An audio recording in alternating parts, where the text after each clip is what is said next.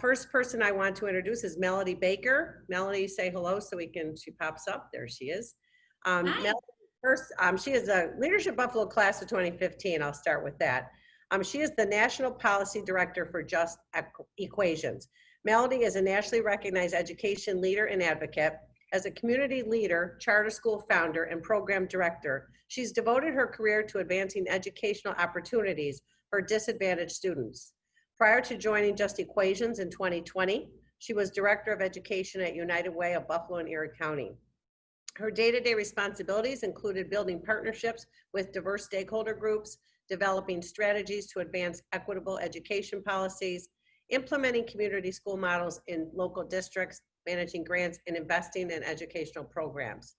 She has chaired various national, state, and local coalitions, including Raising New York, the Coalition for Community Schools, and the Erie Niagara Birth to Aid Coalition.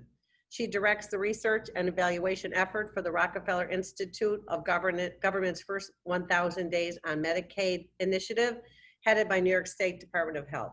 And she was recently tapped to serve on Governor Andrew Cuomo's Reimagining Education Advisory Council to devise strategies for reopening schools amid the COVID-19 pandemic. She has a bachelor's degree in public relations from Buffalo State, a master's degree in executive leadership and change from Damon College, and an advanced graduate certificate in applied statistical analysis from UB. Welcome, Melody. Very accomplished. And should I mention too, she has 5 children. So she sleeps in there. Mercedes Wilson, say hello, Mercedes. There she is. Mercedes, Leadership Buffalo grad of 2018, is a very proud but tired mother of 4, a wife, an executive director for Our Daughters, and a TV show host. For Our Daughters was birthed in 2012 from Mercedes' battle with breast cancer at the age of 28, which she just got a clean bill of health yesterday. No, today. Oh, today. Oh, that's even better. Yes. Okay. The mission of this organization is educating young women on how to advocate for their own health and wellness. They serve over 3,000 young women in high schools across Western New York per year. Mercedes is also a host of a television show that airs in over 161 countries around the world called The Mercedes Wilson Show, where she talks about tough topics with today's church. Her children's ages are 17-year-old son, 14-year-old daughter, and 5-year-old twins. That's a busy household. Mm-hmm. Andrea Berkey-Nuji, she is in this year's Leadership Buffalo class 2020. Andrea, say hello, Andrea. Where is she? There she is. Gotcha. She's the Vice President of Analytics at Crowley Webb. She joined Crowley Webb in 2013 as the Director of Analytics, and she was recently promoted Vice President. She's the proud mother of 2 teenage sons and very, very involved in their lives. She is thrilled about her recent U.S. citizenship, and she's dedicated to her role at Crowley Webb to the field of analytics. She's responsible at Crowley for working on campaigns all the way from conducting preliminary research to documenting robust results. Not only is she certified in predictive analytics from the University of California, Irvine, she's also achieved this remarkable distinction with English as her second language. Welcome, Andrea. Welcome, ladies. Thank you so much for joining us today. So we're going to start with Melody Baker, and she's going to talk a little bit about her thoughts on raising Black children. She does have 5 of them. I think she's kind of, these ladies are all very well versed on this topic. So Melody, you take it from here. About 10 minutes. Can you say that last part again? We want to make sure that we have room for everybody. So about 10 minutes each. All right. Right. Sounds good. Sounds good. So number one, I want to thank you for inviting us to discuss this extremely important topic because I think oftentimes a lot of people do not understand what it's like or the stress associated with being a mother of Black children. I'll give you an example. Most recently, my son got his driver's license, which is typically a milestone that most people celebrate. For me, I wanted to be excited about it, but my encounters with the police, my husband's encounters with the police have not been always the most favorable. So in many ways, it gave me layers of anxiety about the normal anxiety that most mothers have to think about, just their less experienced kid driving. And then on top of that, will my son remember the most important things when he's pulled over by a cop? My son is 6'3". He's only 17. He's a real sweet kid. But unfortunately, that's not the first thing that police officers will see when they pull him over. They perhaps will see the same thing when my husband and I were driving on our way to church with our small children in the car. When they pulled us over, and this happened some years ago, but I've only been recently been able to speak about it without, only recently I've been able to speak about it without just becoming pretty hurt. But some years ago, about 10 years ago now, my husband and I were on our way to church. We had our small children in the back seat. My husband was studying the Sunday school lesson, so on this particular day I was driving.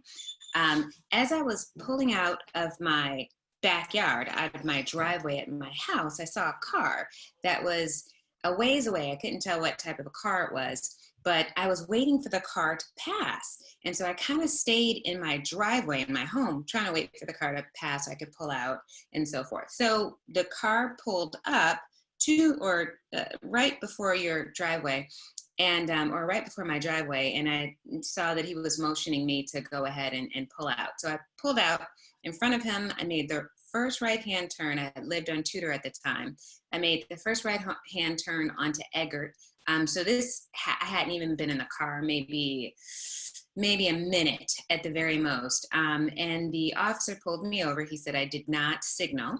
And so he came to the car and he asked me for my driver's license. And he asked my husband for his driver's license.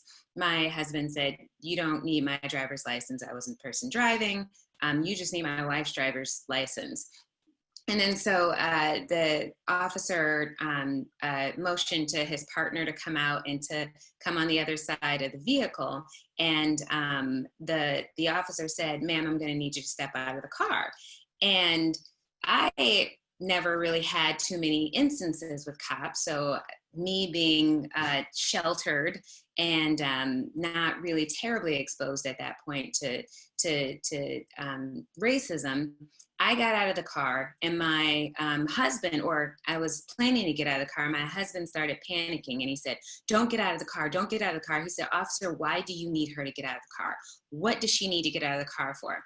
And the officer leaned in and told my husband if I did not get out of the car, that he was taking both of us to jail, and he's taking the kids to CPS, and we'll just have to figure it out from there. Anyways, so I got out of the car. And I got out of the car. The officer tells me that there's a warrant for my arrest. He takes me puts me in the backseat of his car. Mind you, I have small kids, so they're screaming, saying, "Mommy's, they're taking mommy to jail. They're taking mommy to jail." My husband obviously was quite Damascus. It's berating because there's nothing that he can do. Somebody had to be there for the children. And then so they ended up taking me to jail, but it was really more to prove a point to my husband when he said that you don't need my driver's license.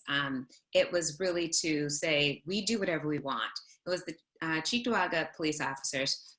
Anyways, when I got to the jail station, because I had a 2-week-old baby in the car and I was still nursing. I'm the musician at my dad's church. So I always am needed. So, most women probably would have stayed at home, but I needed to play the piano.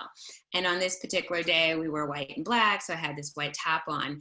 And of course, because my baby is 2 weeks old and I'm a nursing mom, the milk begins to depress. And so I've got a white top on. My entire top is completely wet. You can completely, it's drenched because 2-week-old babies eat a lot. They put me in the jail cell. My shirt is drenched. It's November. And I only had on a thin jacket. because it was the winter time and we were inside of the car. But anyways, my shirt is drenched. Of course, the officer goes through, do you have any tattoos and all these other things? The other officer is on the computer in the holding room. And he's telling the one officer, as if I'm not there, he's saying, I can't find anything on her. I can't find anything. I can't find nothing on her. The officer says, I don't care. I'm still taking her pictures. He takes me out of the cell. He handcuffs me to like this radiator that was attached to the bench. Maybe it was the bench instead. While the guy is still searching the computer, asking me for aliases and all these other things, I'm telling him, this is who I am. They said it was mistaken identity, that they were looking for a woman by the name of Melanie Green. My name is Melody Baker. It's not even spelled the same way.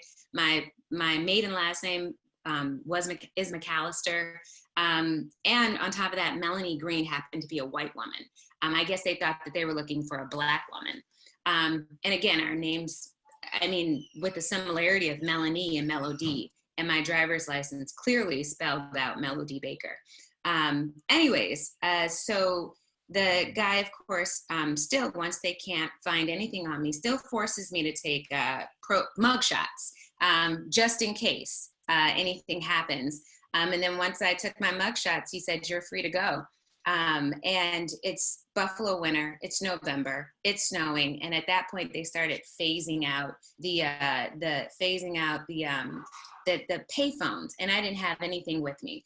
And my shirt is drenched, of course. I only have on a very thin lambskin leather jacket. And because I could not bear to call my husband or anyone from the police station, I walked and walked and walked until I found a way to call someone to pick me up. I might have walked for miles. All I remember is when someone finally picked me up, that my shirt was frozen on me. I couldn't feel anything. Everything in me was numb. I just couldn't help but remember to hear my kids yell out of the car, they're taking my mom to jail. It was one of the most difficult things I had to go through because there's nothing you can do. There were two large white police officers. If my husband would have just him simply saying that you don't have to take my driver's license, basically said, well, you know what, I'm going to take your wife and I'm going to put her in jail. And I'm going to I'm going to show you exactly how much you are worth. So it's just something that was very difficult for me to deal with. And then so you have to go to work the next day. And I was still nursing, but at the time I was still like doing different things like doing papers and stuff like that, reports or whatever it is that they needed me to do. And you're dealing with that trauma. And it hasn't fully resolved itself because that's not normal. That's not what people should have to go through. Here I am thinking I did everything right. A lot of people say, if you live in the right community. We ended up moving out of Cheektowaga. We found out that there were no Black police officers in the entire police in all of Cheektowaga. We had a friend and we told them about our experience. They said if we made a complaint that we would have a big target on our back. And if I thought that was bad, it could get a lot worse. So we were advised by other people who cared not to file a complaint, basically not to basically so that no one so that we don't get attacked further. But because of Cheektowaga's history, and we heard from many other Blacks, we moved. And I just don't know families who have to move because they are being targeted because of the color of their skin. But I'd never been in trouble. So it was something that was it was something that changed my life, and it reminded me that you can get educated, you can change your trajectory, but the one thing you can never change is your skin complexion and how people look at you, and how people perceive you to be. I mean, so, I'm happy that we had this experience. One of the things when I would share this story with some of my white colleagues, they would say, "Oh, well, Melanie Green it was just a mistake. It was just a miss. How would they have known, that it was you? They're just trying to do their job." I guarantee if I was blonde hair, blue-eyed, and on the way to church. So it wasn't even the whole threatening thing. My husband does the Sunday school lesson. So, I mean, he didn't even have a hoodie on. I had children in the background. I think even TSA at the airport let you pass through with children because of the risk factor is so much more minimal. I had an infant, a 2-week-old in the back seat. So at the end of the day, it's about changing the bias that is within us, because it just leaves you feeling unhuman for all intent and purposes. And then you take that to work, you take that to school, you take that everywhere you go, and then you have to remind yourself, don't be the angry Black woman. Be amicable, be funny, always smile, because people will expect you to be angry. And no one, if we are angry, no one really understands why. I mean, and I'm almost done, but the death of George Floyd, and my son getting his driver's license, and my experiences that I've had, in the pandemic, Black people dying at a disproportionate rate. It's a lot. And there was an article that went out and said, "Dear white people, your Black coworkers are not okay." And we still have to smile. We still have to get our work done. And we still have to fight harder than anybody else does. I just heard I saw a statistic the other day, and it said, and I only had one for men, unfortunately, that a white man with a felony is more employable and has much more economic mobility than a Black man with a college degree. So I won't talk anymore. I could go on and on and on, but I do implore you to really understand deeply how race affects us. I'm on the Reimagining Committee, and we were talking about calling out race specifically. Someone said, well, you need to group everything together. You need to group LGBTQ, race, women, all of these different issues together.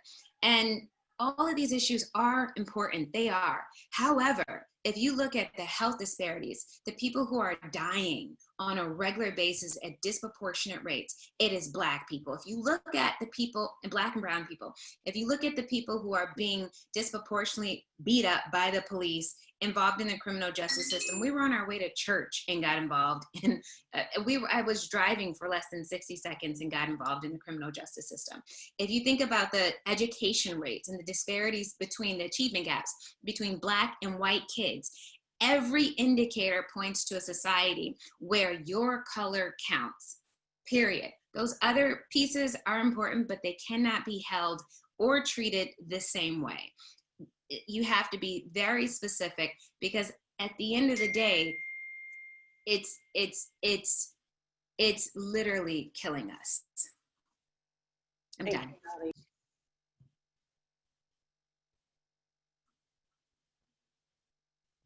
Thanks, Mel. I heard that story before when you were telling me, and it still brings tears to my eyes. And it's just awful those things have to happen. And now you have to worry about that happening to your children, and including yourself and your husband continually. So we've got to fix this, and we've got to get better. So let's hear from Mercedes, and we'll come back to you both. We come back to you with some questions. Mercedes, I want you to share your story, or any story you'd like to share with the group.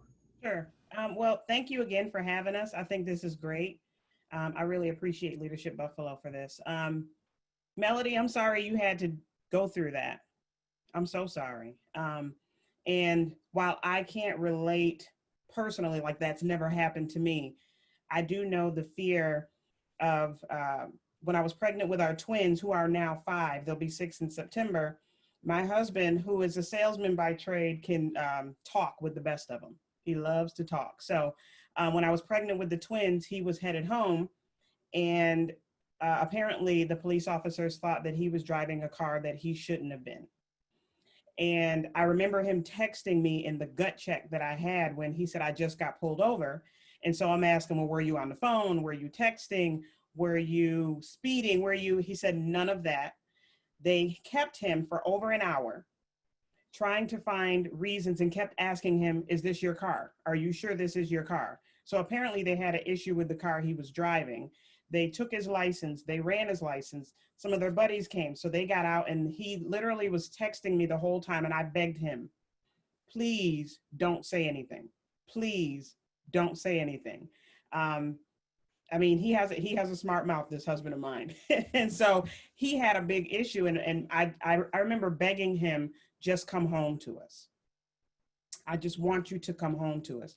So after an hour, after they checked every single thing they possibly could to make sure that the car belonged to him, then they let him go. No citation, no ticket. There was nothing they could give him. Their only issue was the car he was driving. And growing up, I saw how my family viewed the police. I saw how my family viewed racism in our community. And we all got the talks. It's, you're not out past a certain time. For the young men, it was watch how you dress. If you get pulled over, keep your hands on the steering wheels. It was like we had a whole book of what not to do to survive. And with my children, I have a 17-year-old son, and I remember, because I'm the mom that advocates, and he would do the same things as his peers, but he would get harsher punishments.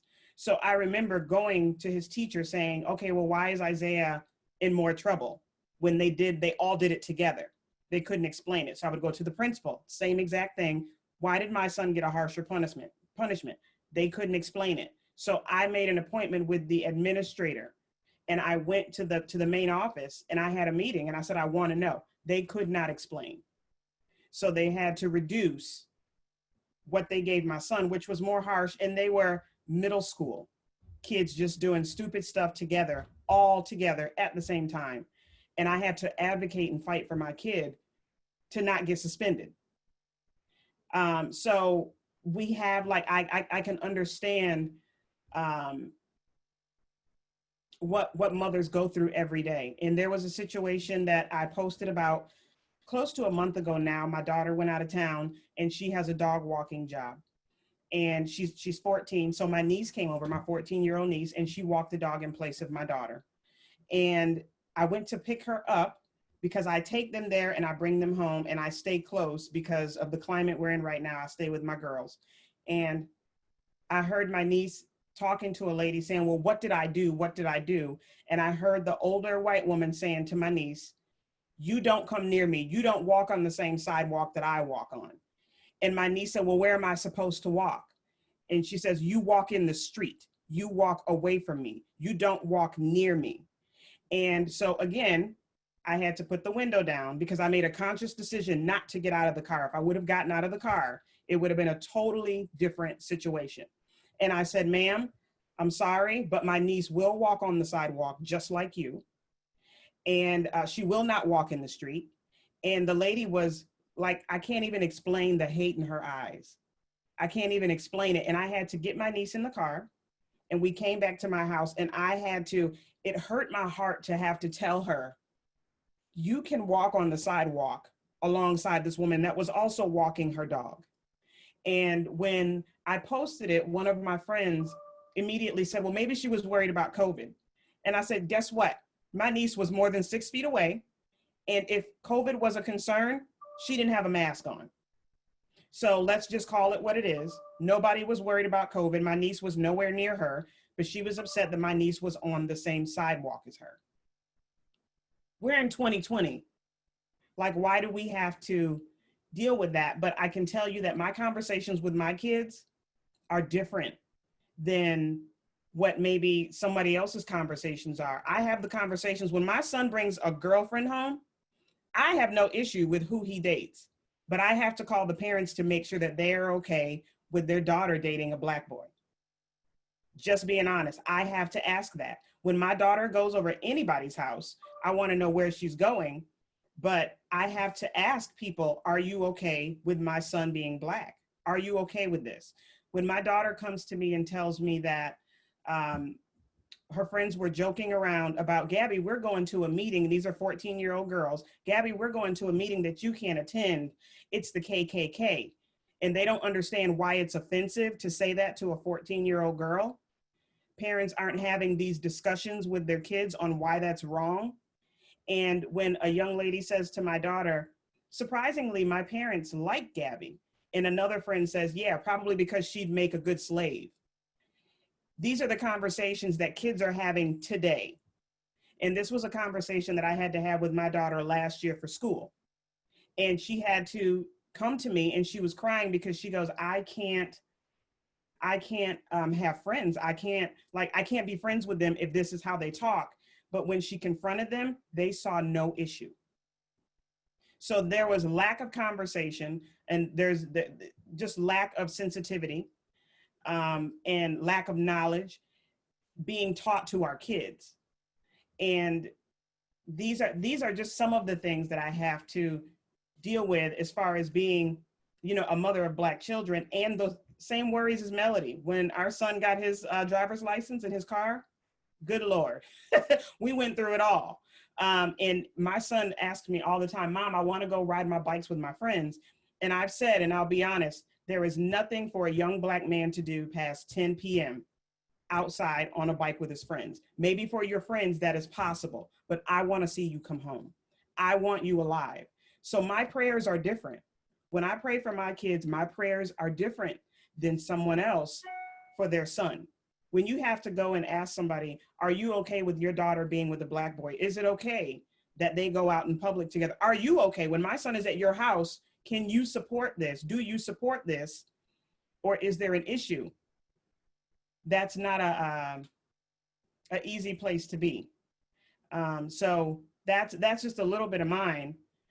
So Thank you. I think this is great, Althea, that you're having this conversation. My heart is just so heavy right now. It's difficult enough to be a mother of a teenager. But you just add those extra issues and stresses, and the kids have to go through this. It's just breaking my heart. It's hard enough to be a teenager these days. And just that they have to have this stress, and hopefully I can continue to moderate, because you guys got me in tears here. Andrea, thank you, Mercedes, for sharing all that. Andrea's reluctant witness here. She's agreed to do this because she understands what an important topic is. So I'm going to turn it over to her to share her story. Andrea. Yes. Yeah, thank you, Melody and Mercedes. This is, I feel it. I feel it, and I don't even know where to start. I have never had the experience like you did, Melody. With being put in jail. My experience was, I've been married for 16 years. My husband is African American. And as Althea said, we have two boys, 11 and 14-year-old boys. And we've been together for 23 years. It took him for a while to propose. So I've been worried about him, I would say, the past 23 years, because he is just like Mercedes, husband. He has a big mouth and he stands up for, himself. And the first experience, which I experienced very early when we started dating, was back in Europe, which is no different, unfortunately, than here. When he left my house waiting for the subway, and he was attacked by 5 white supremacists, and he was kicked and beaten and stabbed, and he was left there to die.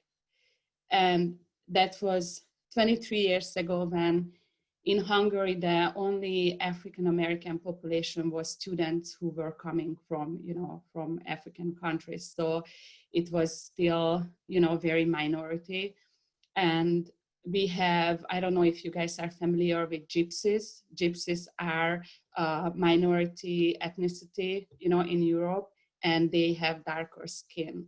And they saved my husband's life that time because he was left to die. And when he was transferred to the hospital, they said his life was depending on 10 minutes. So once you get that phone call in your life, you cannot get over it. And he's the type of guy who will leave the house and he's like, I'll be right back. And he comes home 2 hours later and he thinks that's okay. And that's not okay because I am worried because I know that if something like that happens, it can happen again. So we moved to the US. We lived in Texas for a couple of years when he was doing his master's degree. And when it comes to cops, but I want to talk more about our children, but when it comes to cops, we were driving the same car for a year.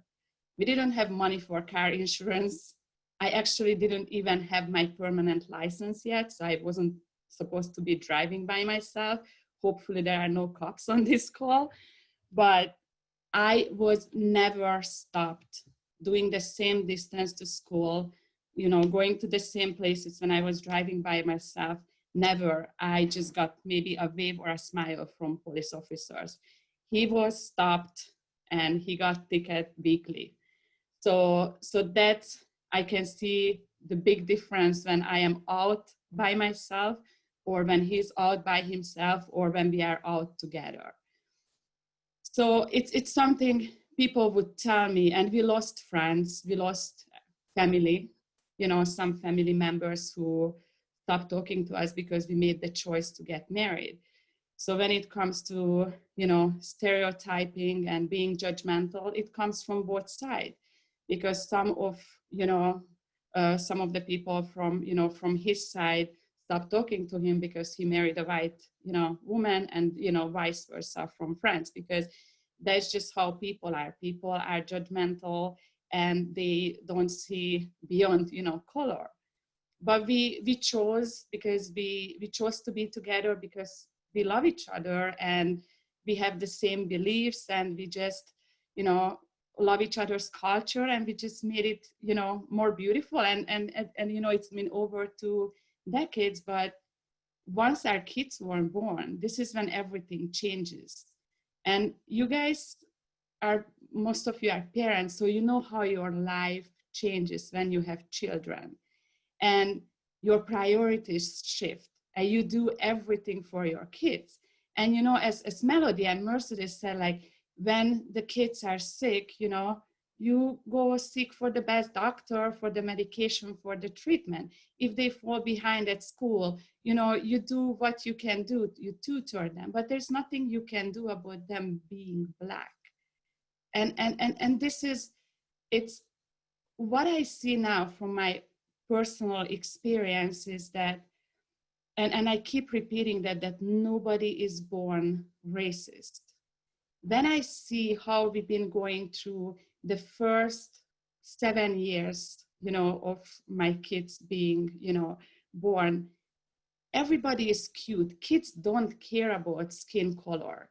They play, as long as somebody shares their toy, as long as they are nice to each other, they don't care. They don't see color. And I know we shouldn't say we are colorblind, but when it comes to children, they are colorblind because it doesn't matter.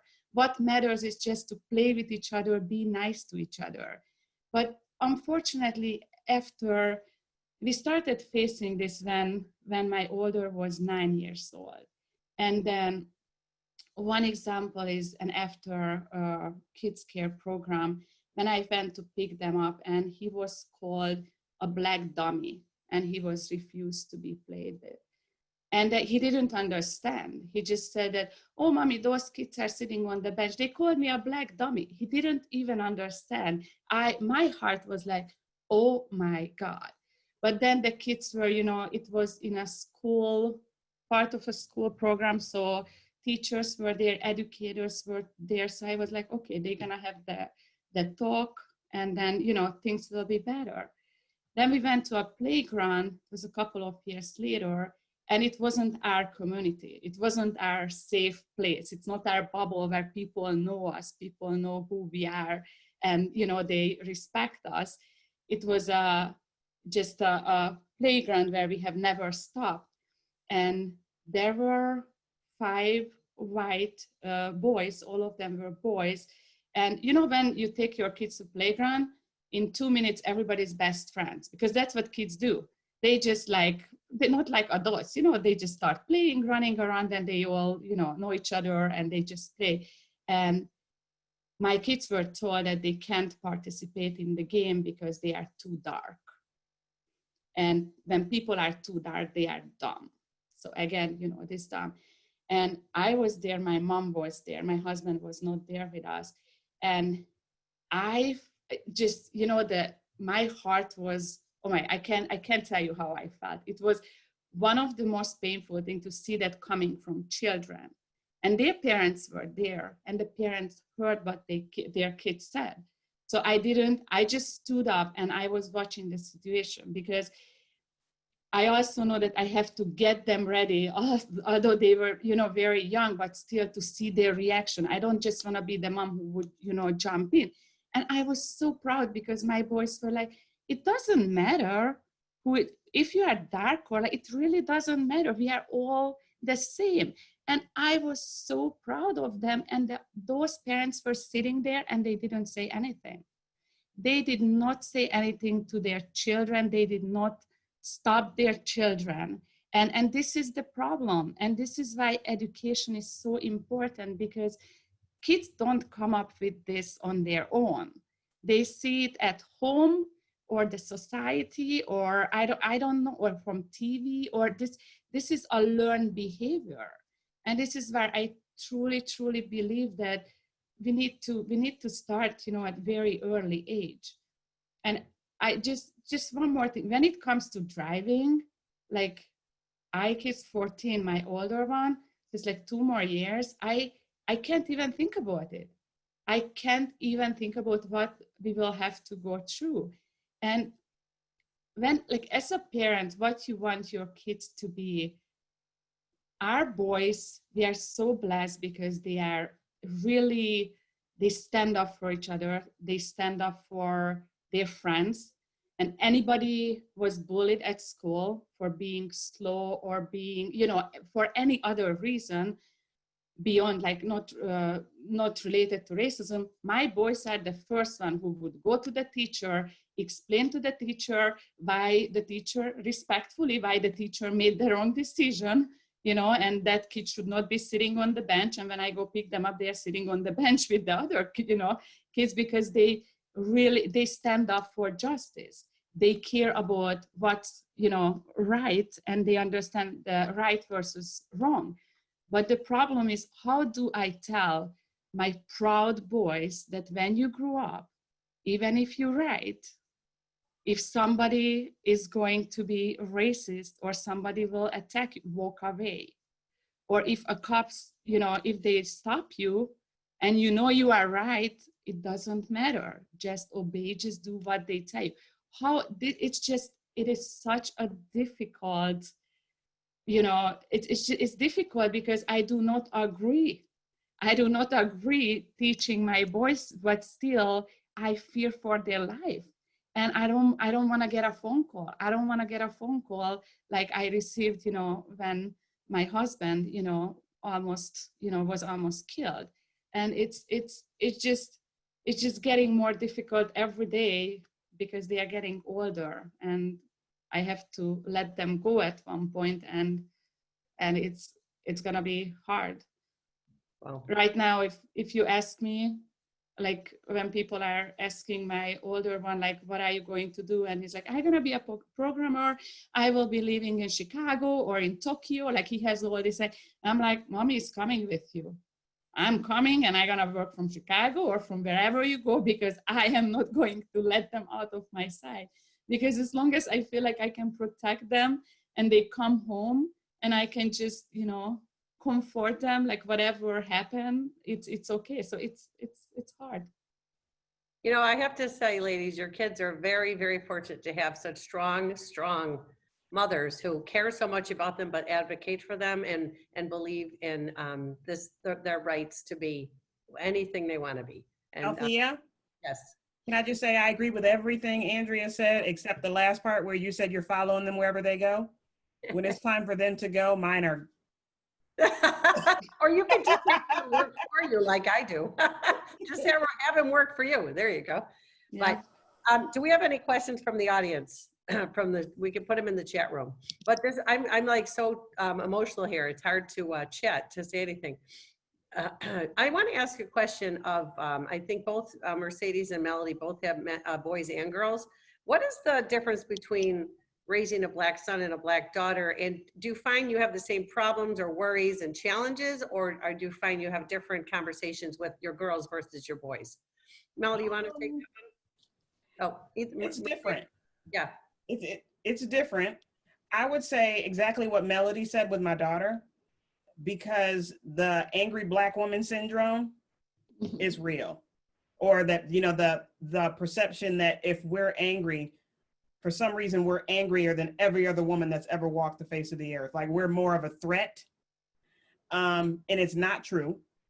And I tell my daughter on a regular basis, it is okay to express your feelings. Your feelings are valid. And just like any other parent would say, just be respectful. And mommy always has your back. We are no more aggressive. We get no more angry. We are no more disrespectful. I know a ton of white women that roll their necks just like I do. Okay. I know a ton of white women that do that just like I do. So I would say with my daughter, that is the main thing, because when she goes to confront something, she's a little more careful, and Gabby's very aware of her surroundings. She can pick up on stuff and certain changes and attitudes and stuff like that. So I have to explain to her, no, your feelings are valid. You need to speak up for yourself. You are no less than anyone else. And with my son, he's just at that age where he knows it all. And so mommy knows nothing about life. So with him, it's a whole lot more prayer because he's not afraid to get out there and try things. And so I just pray that he learns from each situation, because him being a young man, he has to step out. He always has us, but him being a young man, and he's getting ready to graduate high school and go off to college. So you have to learn how to deal with different situations. So with him, it's way more being honest, way more prayer, and we're a little less hands-on because we're trying to show him life. But as he's learning things, he's coming back, and I explain it to him so that he knows it's there.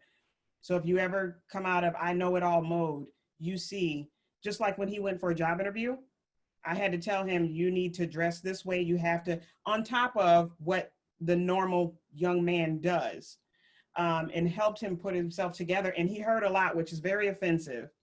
You are well spoken. You speak well, because it is not only a white thing to speak proper English, but he heard it a lot. And so we try to train him to be successful just because he's a young man. And so with him, he has to learn kind of like the hard way. I hate to say it that way, but he's a young man, and he's like, Mom, leave me alone. I'm going to be a man in November. I'll be 18. But with my daughter, we're way more hands-on, but I would say it is different. There is a difference in how we teach it and how we do things with them. And teenagers are not easy, regardless of the color of their skin. So, and you know nothing at 17. The older they get, the smarter I got. So, like a woman who has kids in their 30s. So, right, Jenna? Don't disagree with me. Melody, you want to answer any of that? There we go. Yeah, sure. I'll be quick. I agree with everything with what Mercedes said. Yeah, there is absolutely a difference. I think that if you just look at the numbers, considering the suspension rates of preschool, pre-kindergarten, and kindergarten Black girls, it is outrageous. A lot of these kids haven't even been in school for a full year. And unfortunately, the disparities get much worse as they get older. And no, I don't think that Black women would normally get more angry, but I definitely think that they have a lot more layers of frustration and anxiety to deal with because of the color of their skin. So some of the conversations that I have with my daughter is not just about how other people perceive you, but also how you perceive yourself. Unfortunately, this world does not show very many brown skin, dark skin, Black women. I mean, the women that I grew up seeing on television that were attractive, they were typically more European looking Black women. So a lot of times they would be biracial. If they weren't biracial, they sure as hell looked like it. You know, they had long hair, light skin. And I have dark skinned daughters. So I've really had to teach them that they're beautiful. I used to wear my hair, and then I'll be done. I used to wear my hair straight. I was gonna see if I had my whatchamacallit video up here. Let's see, there we go. I used to wear my hair straight, and I'm trying to unpin it. There we go.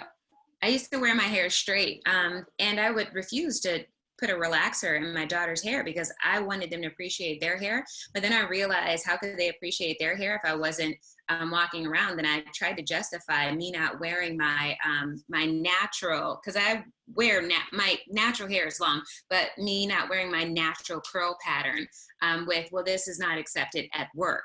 You know, this is really not a work do. You know, it took me a long time. Althea, this is probably your first time ever seeing me with braids. But I do this for my daughters.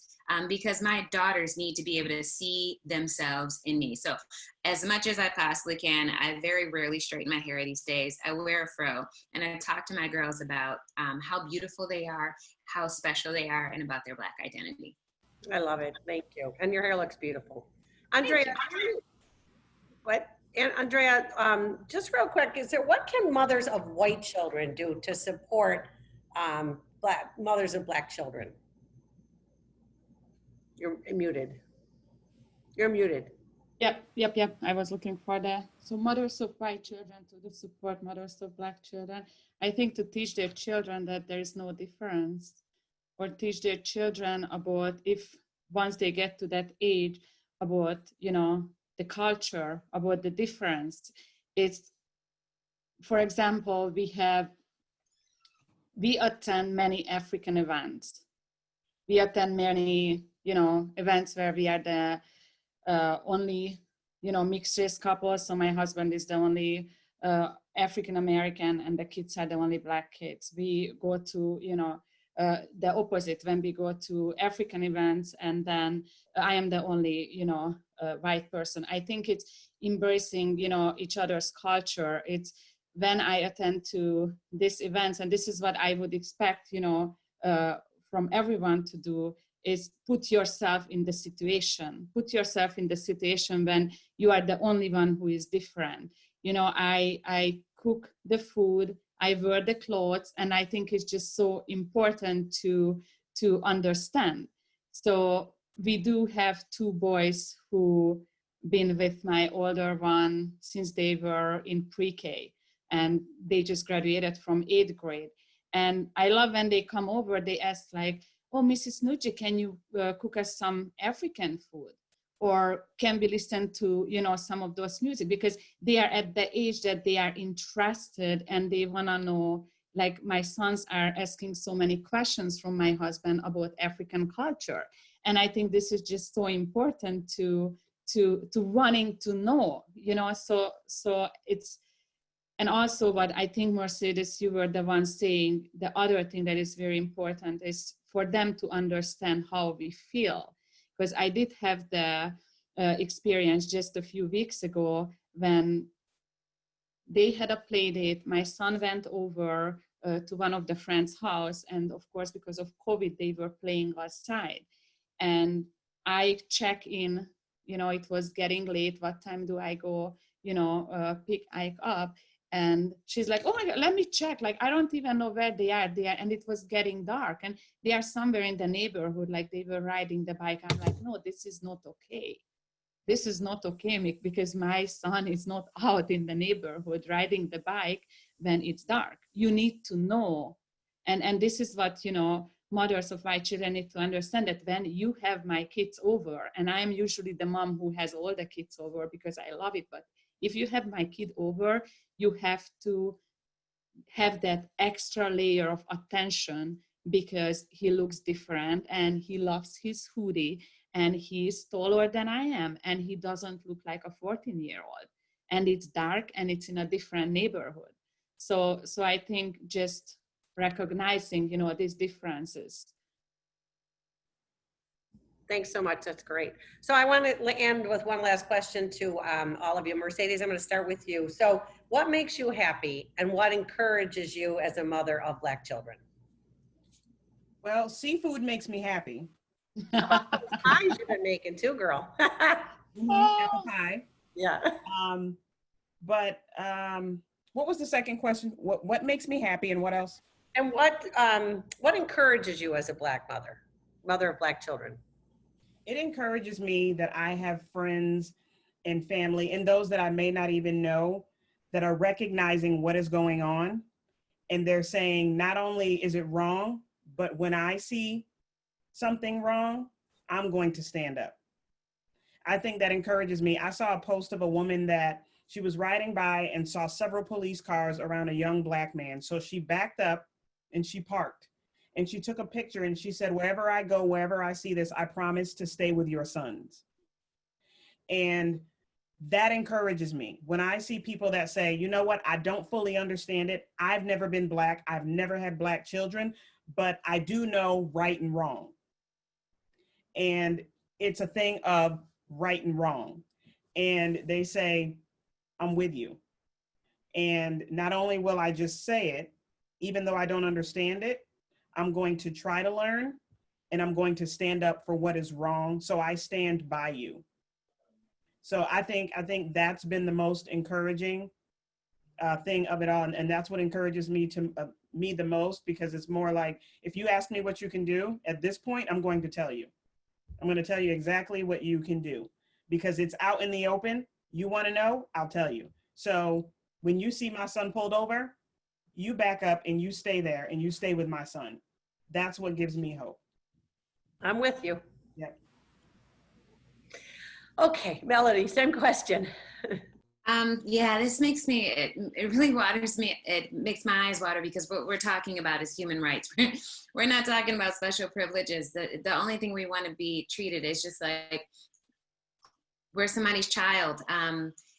We want our kids to be treated that way. But what encourages me is going to the protest and seeing white allies and having them stand up and say when things are wrong. I was really encouraged by that. I'm encouraged when I talk to my kids and they're so proud to be Black.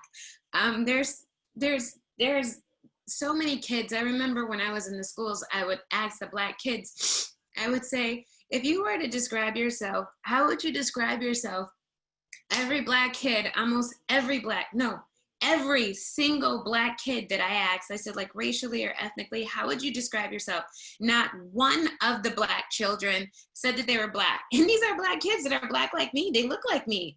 They would say, oh, I'm Native American.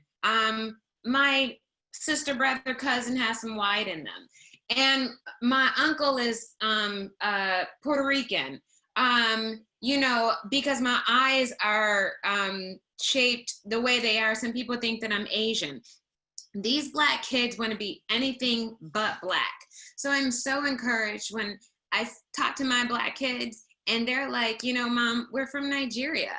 And they can talk about their Black history and they can be proud of it, and that I'm comfortable with their white friends, because I know if they're out there with their white friends and they get pulled over and that they're the one that is being targeted, that I can trust that their friends will stand up for them. So that's what I'm encouraged by. I'm encouraged by these conversations.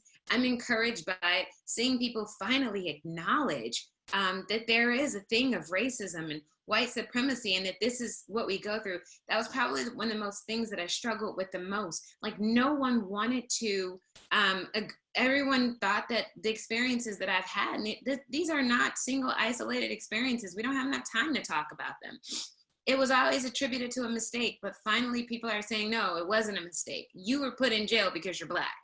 So that's what encourages me, because I think the only way that we can create some level of change is to acknowledge that something has to happen, and that there is something wrong.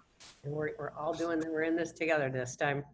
It's not just your problem, it's our problem. And we're all going to end this together.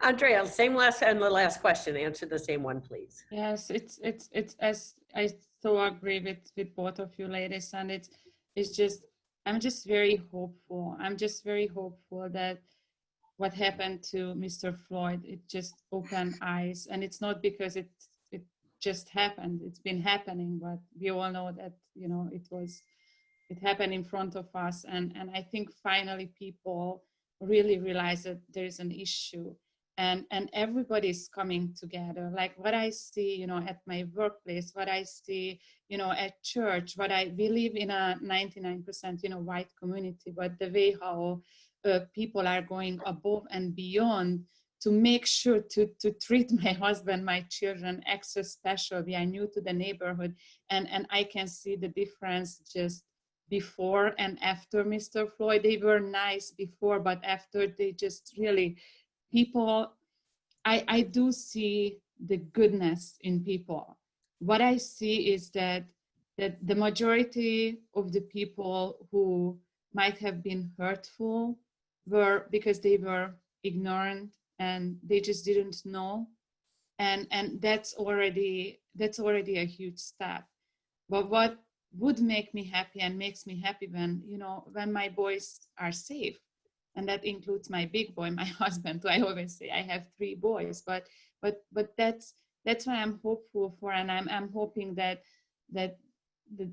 everybody's coming together. We really create, you know, like it's just basic human rights, you know, as Melody said, because it's nothing new. I just want my boys to be able to go away to college without me following them, you know, and be safe, and not to worry about, you know, them being discriminated or being hurt because they are Black, but worry about other things that other parents have to worry about. And I know it's part of, you know, being a parent. So, but I'm very hopeful.